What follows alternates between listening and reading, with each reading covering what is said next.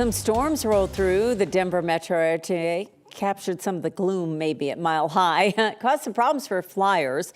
According to FlightAware, at least 628 flights at DIA were delayed, 7 canceled. Lauren Robinson's with us. Lauren, it started out like a beautiful September afternoon, but things did get a little squirrely. Squirrely is right. We did start the day with some sunshine. Temperatures were able to make it into the 90s yet again. But then we did see some very brief showers and storms push their way through the Front Range, now pushing their way through the eastern plains. That's going to move out as we move through the overnight hours. We have a drier day in store for tomorrow, but stay tuned because I'll have details on a fall-like forecast for you coming up.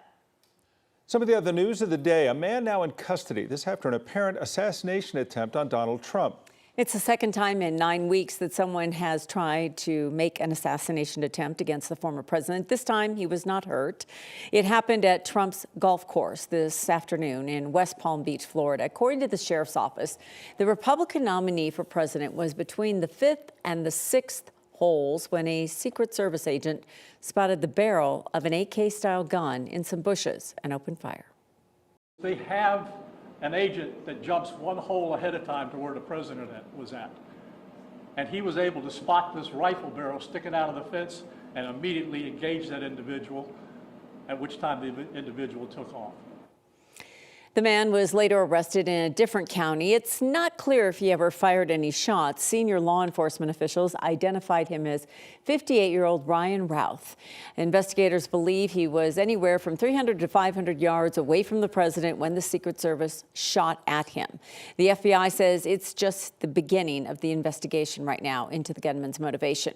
Records show Routh lived in North Carolina for most of his life before moving to Hawaii in 2018. He and his son operated a company that built sheds.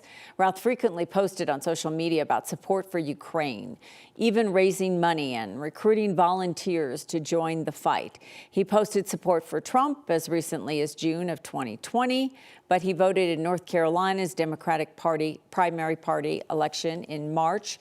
He also made 19 small political donations, totaling $140 to a political action committee that supports Democratic candidates. Now, during the presidential debate this week, Trump said that if elected, he wants to begin mass deportations, saying that he would start in Aurora. 9 News reporter Angeline McCall is here. And Angeline, those calls sound familiar to advocates here in Colorado. Back in 2006, Colorado passed a law called the Show Me Your Papers law. It was during a time when we saw a lot of legislation following 9/11 that were considered anti-immigrant by advocacy groups. It took more than 15 years to repeal all of those laws that were set in place here in the state.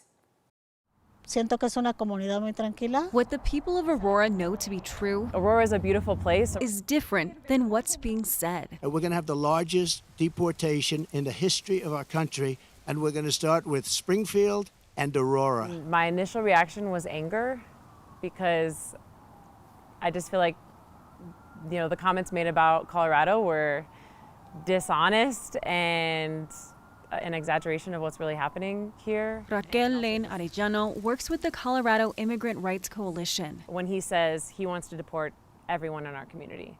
And I think we take that threat very seriously. Many of them are people who have been here for decades. Por 14 años ya. Maria Jimenez has lived through these threats before. Yo creo que lo que él está haciendo es crear una división entre nosotros como comunidad migrante.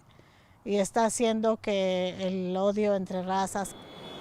She's also been impacted by laws designed to target immigrants, like the Show Me Your Papers law passed in 2006 in Colorado. En el 2011 fui impactada directamente con esa ley porque estaba manejando mi carro y por no traer las luces prendidas me detuvo un policía y me pidió documentos, demuéstrame tus papeles. Entonces de ahí comencé un proceso de deportación.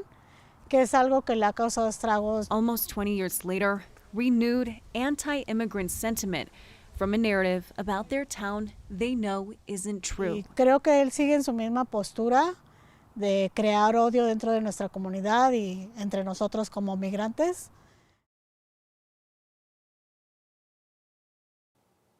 Maria says that while working as a home cleaner, she's had 2 clients that have showed her guns, saying they bought them as a result of everything they've heard about the gang violence in Aurora. Of course, Maria said this creates a feeling of fear and nervousness and worry about some of the hatred that is now targeting the immigrant community. In the studio, Angeline McCall, 9 News.